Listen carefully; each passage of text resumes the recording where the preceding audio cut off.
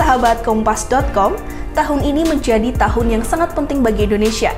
Beragam event-event bergengsi internasional berhasil diselenggarakan di tanah air, mulai dari event olahraga hingga konferensi tingkat tinggi. Nah, kali ini saya Wiyuda Beta dan rekan saya Hadindia telah merangkum 4 event internasional bergengsi yang berhasil membawa Indonesia mendunia. Kita simak video selengkapnya.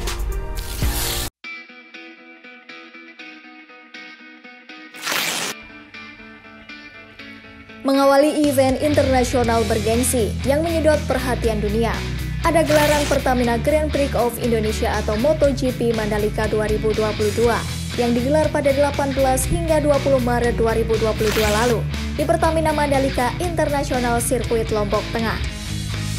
Dalam ajang balapan tersebut, pembalap Red Bull KTM Miguel Oliveira sukses menjadi pemenang dalam balapan yang berlangsung saat hujan.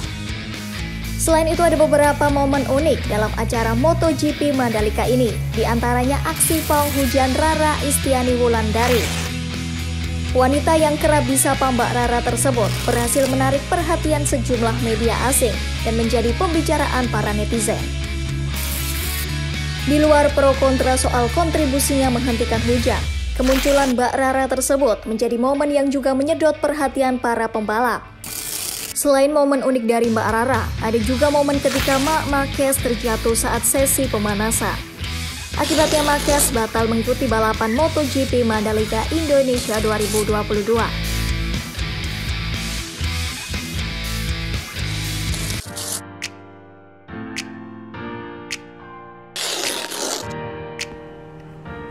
Masih di ajang olahraga balap, tidak kalah dengan MotoGP Mandalika, Jakarta juga menyedot atensi dunia dengan gelaran Formula E yang diselenggarakan pada 4 Juni 2022. Dalam seri ini, pebalap Jaguar TCS Racing, Mitch Evans, keluar sebagai pemenang dengan mengungguli Jean-Eric Vergne pada race Formula E Jakarta 2022. Para pebalap mengaku turut merasakan antusiasme yang luar biasa dari para penggemar balap di tanah air.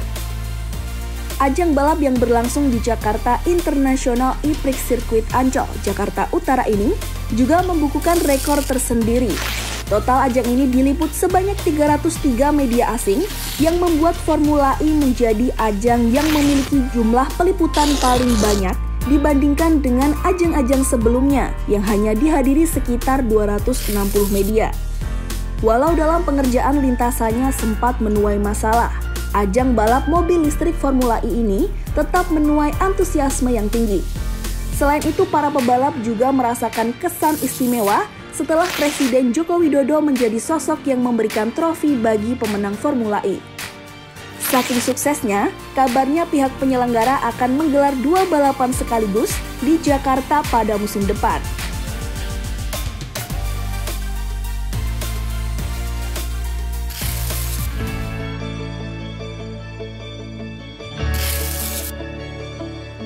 Tak hanya Mandalika dan Jakarta saja yang menjadi tuan rumah kompetisi olahraga bertaraf internasional.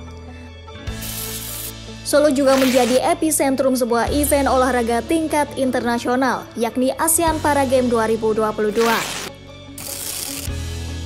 ASEAN Para Games sendiri telah diselenggarakan di Solo pada 30 Juli hingga 5 Agustus 2022 lalu. Tak hanya sukses menjadi tuan rumah, kontingen Indonesia yang menjadi tuan rumah ASEAN Para Games berhasil keluar sebagai jawara usai mengoleksi perolehan medali emas terbanyak. Secara keseluruhan, Indonesia berhasil meraih dengan total 425 medali yang terdiri dari 175 emas, 144 medali perak, dan 106 medali perunggu. Dalam event multi cabang ini, ada 14 cabur yang dipertandingkan, yakni para atletik, para badminton, para catur, para angkat besi, para renang, para tenis meja, para panahan, dan lain sebagainya.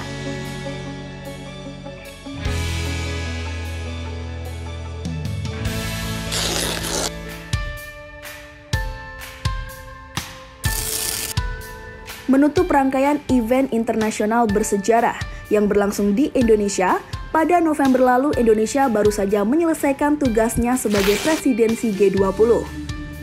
Puncak KTT G20 Indonesia berlangsung pada 15-16 November 2022 di Bali.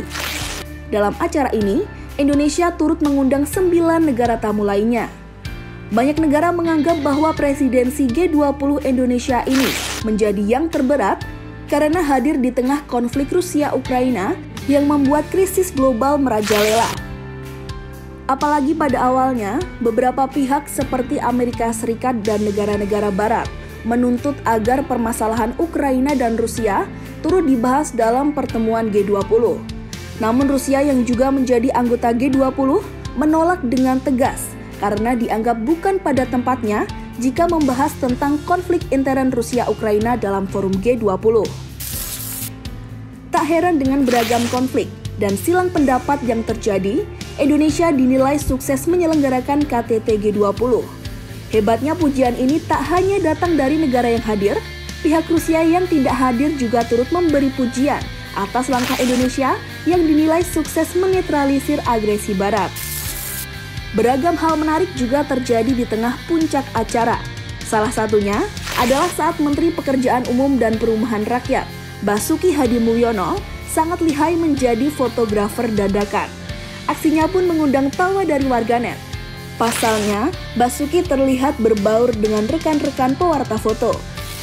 Selain itu, ada juga momen menarik saat Presiden Jokowi mengajak para pemimpin dunia lainnya mencangkul untuk menanam mangrove yang sempat menimbulkan kebingungan. Momen ini juga menjadi momen yang banyak diperbincangkan oleh warganet.